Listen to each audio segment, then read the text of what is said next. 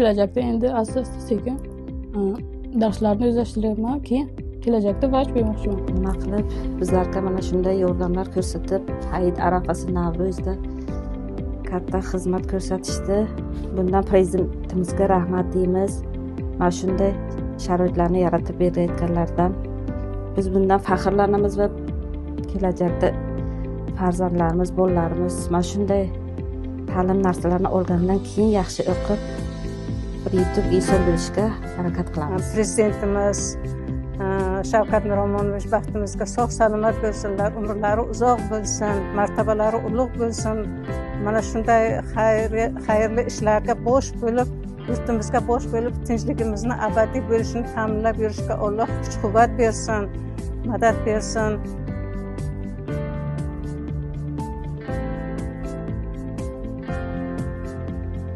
Men kelajakda rassom bo'lmoqchiman, dizayner, ko'ylaklar ixtiro qilaman. Men O'zbekistonimni yaxshi ko'raman.